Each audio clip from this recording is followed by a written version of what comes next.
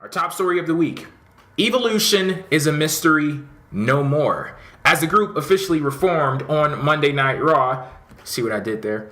Anyway, to take on and take out The Shield. In the absence of our world champ, The Shield stood alone in the main event of Raw versus 11 other men. Once they were already beaten down, Randy Orton, Batista, and Triple H strutted out to the ring and pretty much sealed the fate of The Shield on this particular episode of Raw. It was only a matter of time before the band got back together, so now that Evolution is back and in full force, what do they have in store for WWE? Okay, so yeah, from the start of the segment, we were just all thinking about who the mystery opponent was. I thought it was going to be Evolution, but to me, that probably would have been a little bit too easy. So when Alberto Del Rio came out, it really threw me for a loop. I'm like, what the fuck is he doing out here? And then I saw Fandango come out, and I'm like, oh shit. They're going to have to fight the whole entire roster. Like, people came, after 3B came out, you had Bad News Barrett come out. It was a cool idea, just to introduce them that way. And then the match happened. And while it was a cool visual to see 11 guys on one side and 3 on the other, I would have preferred if they just came out and made it a brawl from the get-go. Because once the brawl got started, it really started to get fun. Shield got beat down. Evolution reunites, stands victorious in the ring. And I really like having Batista, especially in this spot where he can be effective and be a useful tool in advancing WWE plots. Because God knows he didn't need to be in the main event of WrestleMania 30, but we've already been there. So, I'm really excited for Evolution. I wish that Flair was there just to make it official. And I still am looking around at the NXT landscape to see who Triple H can pluck in to be that future kind of guy. But I'm really excited for the prospects of having an established faction like Evolution who's actually in a position to pass the torch, be able to pass it down to the Shield and help bring them along as individual stars as well as stars within the faction. That is for the WWE creative team. I've been doing this show for about 2.5 years now. And that is the very first thing that you've said positive about him. Yeah, I'm going to tip my hat off to them. I will give them all the credit in the world. It took them long enough, but finally they made a good decision. And I was marking out when I heard that theme song. I felt like I was 10 years old again. It was the year 2004. Spider-Man 2 had just graced the theaters. Randy Orton was the legend killer. Triple H was the biggest douche. Or he still is, but he was the biggest douchebag with the World Heavyweight title. Randy Orton was the legend killer, and so many great stuff was going on in the WWE, man, and we're bringing that stuff back. I'm very happy. I would like to see Ric Flair come back in a role, but if I had to sacrifice, since Evolution should always be 4 people, so if I would have to choose between a young guy from NXT and Ric Flair, I think I'm going to go with the young guy.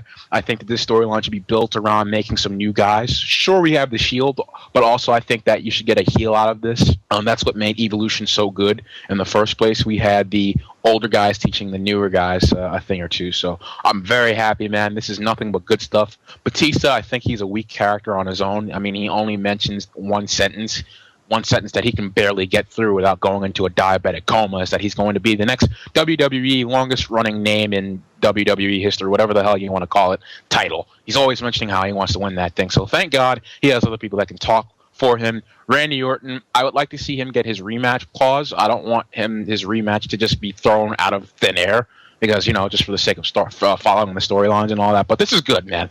No complaints whatsoever. I just wish this would have been done earlier. David, I have to ask you, since this is one of the first times that you've praised the creative team, are you just praising them because of the nostalgic value that Evolution brings, that it brings you back to 2002?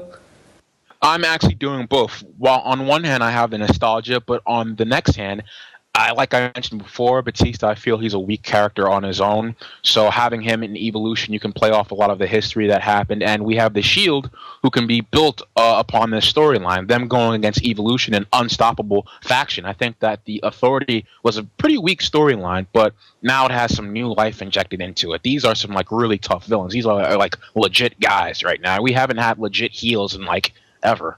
So this is going to be fun to watch. Yeah, like when that 11-on-3 happened, I was like, all right, that was a pretty cool idea. I can deal with this. And then, still got a bit of offense in, but then they just started getting their ass kicked.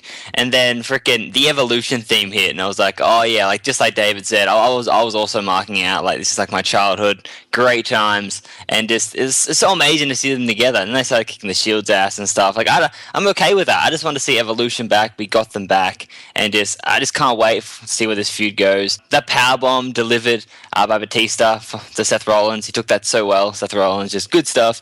And I just can't wait. Maybe we'll get some singles matches in the future, but it's really looking forward to seeing where they go with this. So just bravo, WWE. Everything leading into the main event with the Shield was great, and the execution of it was even better. And this is not something that we see too often, or much at all for that matter. The visual of the Shield getting the hell beat out of them. They made their name in WWE involved in these gang-like beatdowns, but they're usually the ones handing them out and not on the receiving end.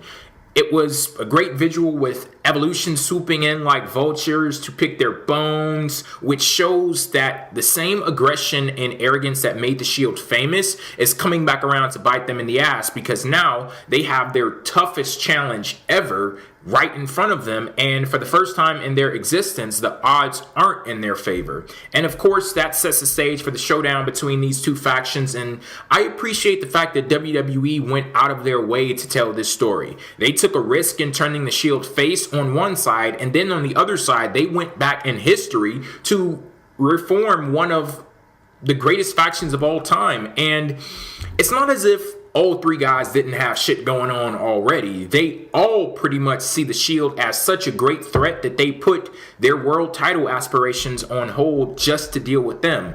Triple H, he has already proven to be a great addition to the storyline with Danny Bryan, so I can't wait to see what he has in store for the Shield. Like, the possibilities in this feud between Evolution and the Shield are limitless. I hope down the line we start getting like singles matches, because I'd love to see Randy Orton versus Seth Rollins, Triple H versus Roman Reigns, Batista versus Ambrose. Like, the 3-on-3 would be good, but I'm looking forward to just those single matches too, because I feel like we can add more story, and I'm just really looking forward to where they're going to take this storyline. Yeah, provided Batista, actually puts in some effort, which he did at WrestleMania 30. I'll give him that. I think that we're in for some potentially really good TV.